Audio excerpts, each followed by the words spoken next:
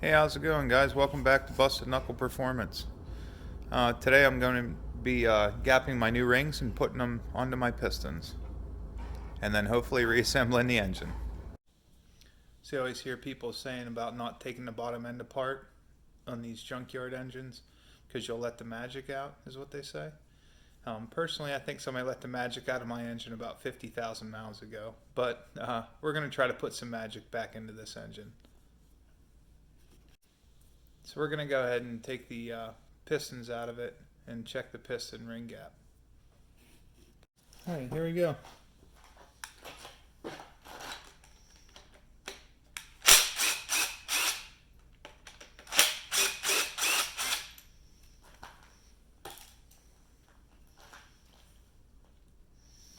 Now, whenever you take these apart, make sure you keep the cap with the actual rod. Alright, you don't want to swap these back and forth because when they split these, they're actually made as one and then they crack them. So if you look on here, it's actually bumpy. I don't know if you guys can see it or not.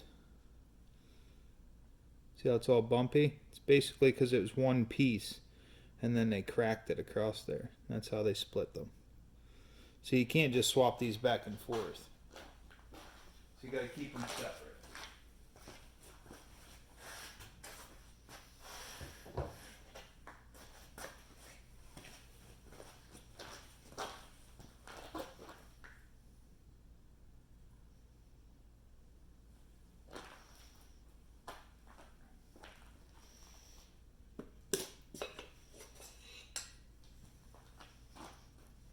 Do a quick inspection.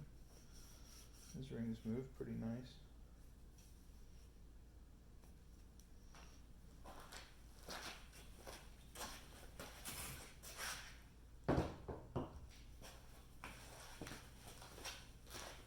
I'll show you in a minute. I have a table set up with each cylinder number on it. So let's pull 3 now.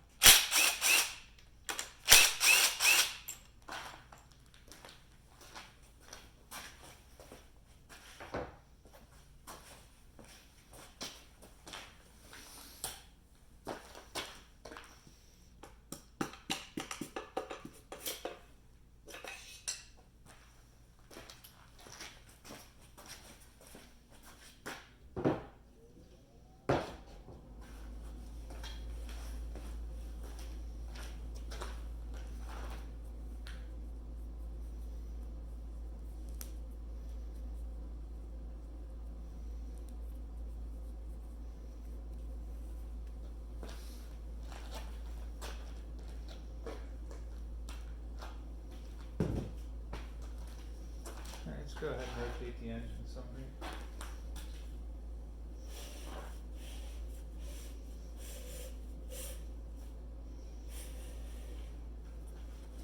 And I can pull out 2 and 4 pretty easy.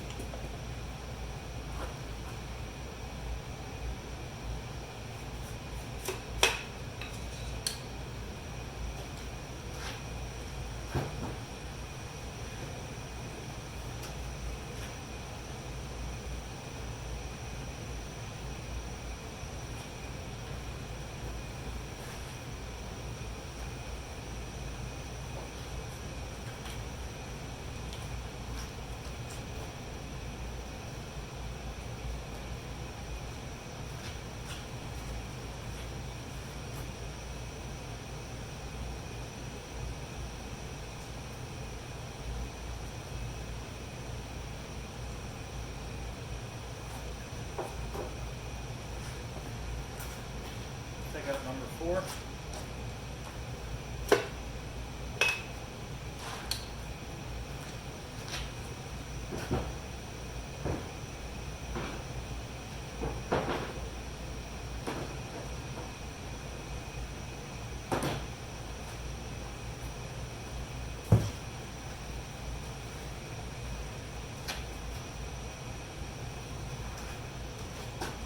Rotate the crank some.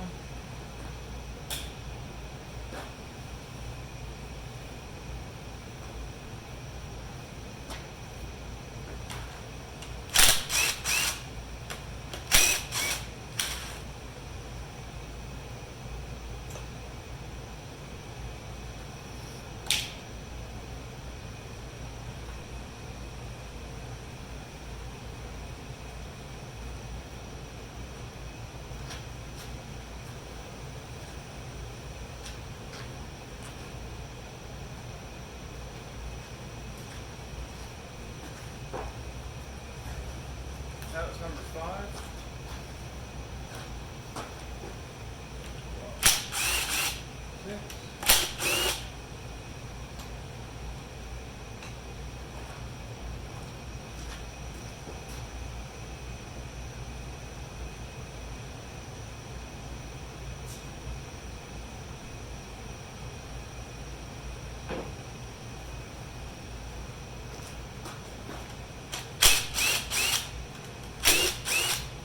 Number 7.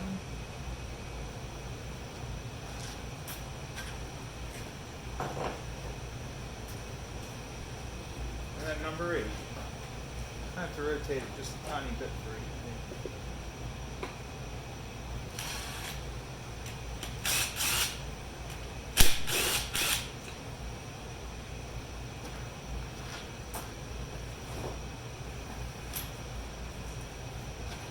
Drop these out. There's 5.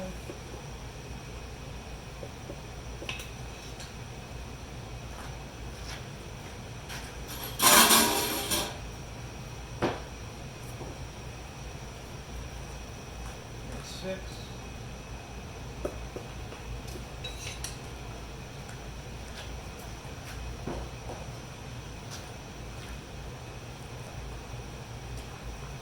We got 7.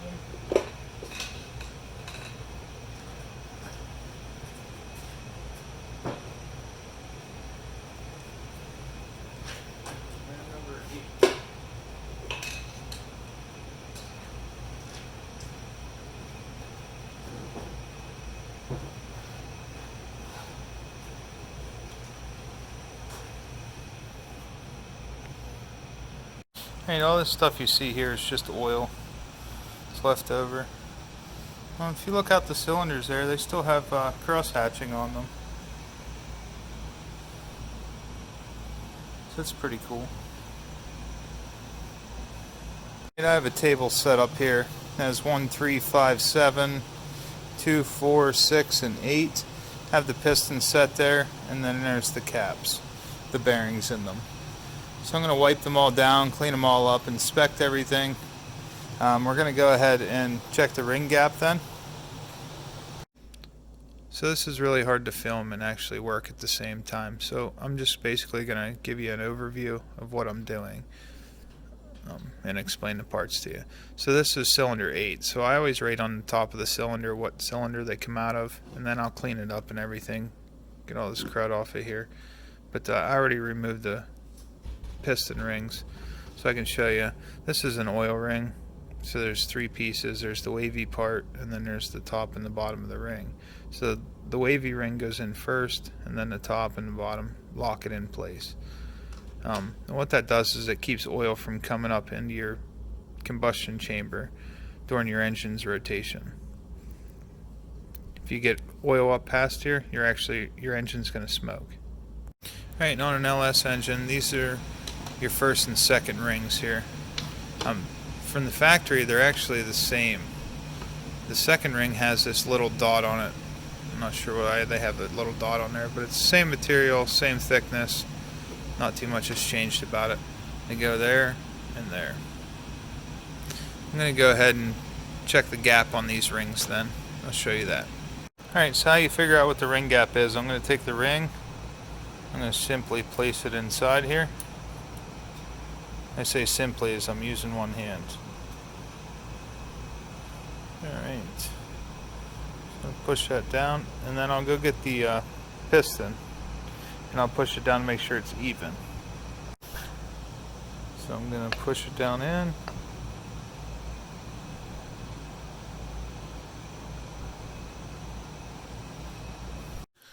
So the feeler gauge I'm going to be using is .028 to check the ring gap.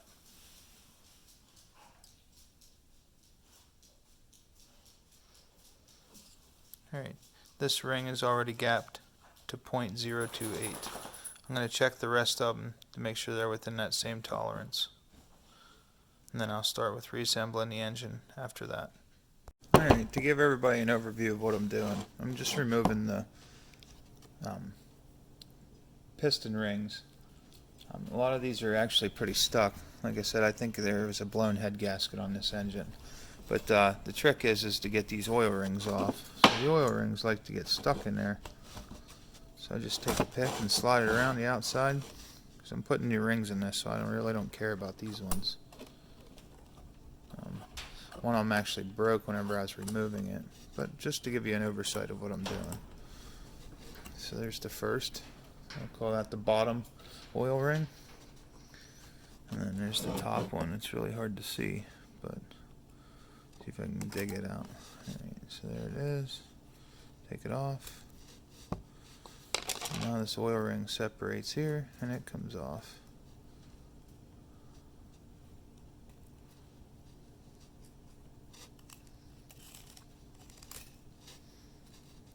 And there's the oil ring.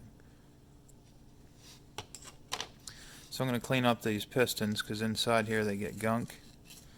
You don't just want to jam brand new rings in there if this is all dirty. So I'm going to go ahead and clean this all out then. I'll show you what it looks like whenever it's done being cleaned out. Alright, here's what the piston looks like clean. See, got all the crap out of the ring grooves, cleaned up the bottom of it.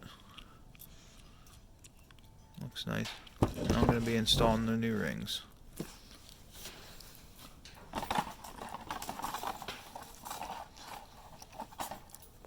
Alright, I got done gapping my rings. Basically what I do is I just took a grinder and nicked it a little bit right there on the edge, and then I stick it in the cylinder, push it down. Oh, trying to focus here. Put it in the cylinder, push it down with the piston, and then you put a feeler gauge in between it there, and then you check your ring gap. I'm gapping these ones to .030. Later on down the road I plan on boosting this engine, so might as well gap the rings while I'm already here and installing the cam and stuff. The first ring you want to install is the oil ring. So here's a new oil ring, and it goes on the bottom of the piston.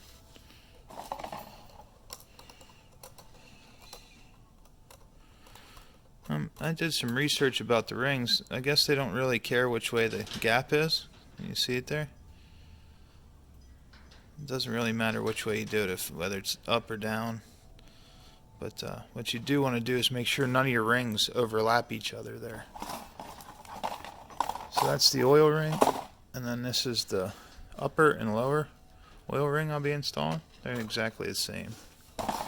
And you don't have to gap these at all, because if you gap these, then you'll end up with oil blow-by or burning oil, and you don't want that.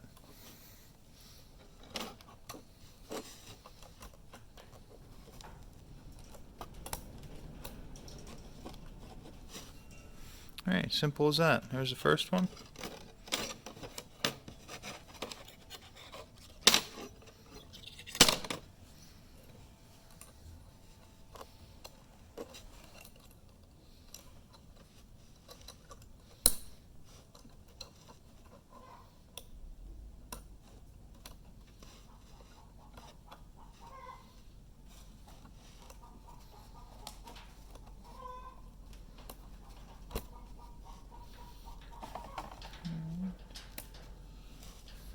there's the second one.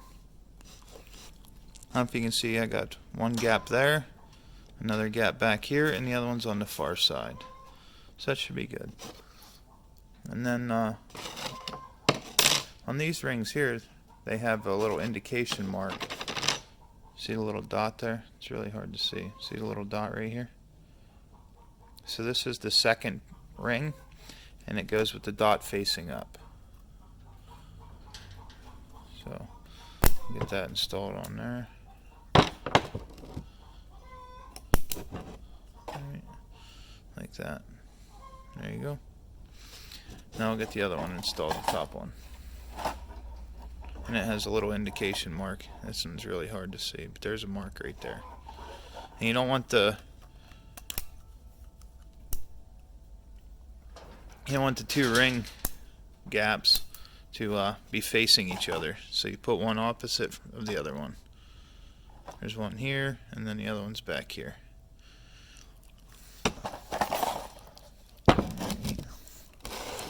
Now what I do is I set it down there. And then I want to install it. Alright, then I'm going to install the piston inside the ring compressor. Just a cheap one. Got it at Harbor Freight. Basically, you just slide it on there like that, and then you just crank her down.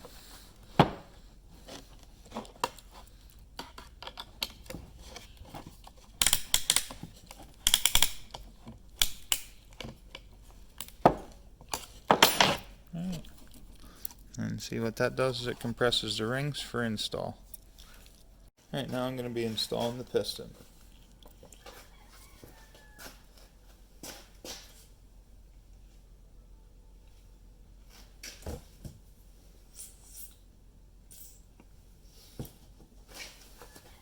Put a little bit of assembly lube on the bearings. Alright, on these LS's they have that little dot on them. See that dot? That actually faces forward.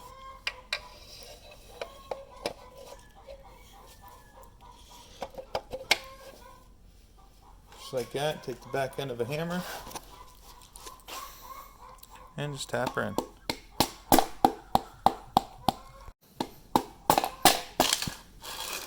Simple as that. Alright, so I got the bottom end of the engine reassembled. Basically it was just a windage tray, the oil pan, not too much else. I did put a new Millings high volume oil pump on the front of it, so I'll have good oil pressure then. I don't have to worry about running an old pump that could be clogged up or anything like that. So far this is what she looks like. I got an entire gasket set to put on the engine, so the next thing I'm going to be doing is cleaning up the front surface here, make sure nothing falls down inside, and then I'll be installing the cam.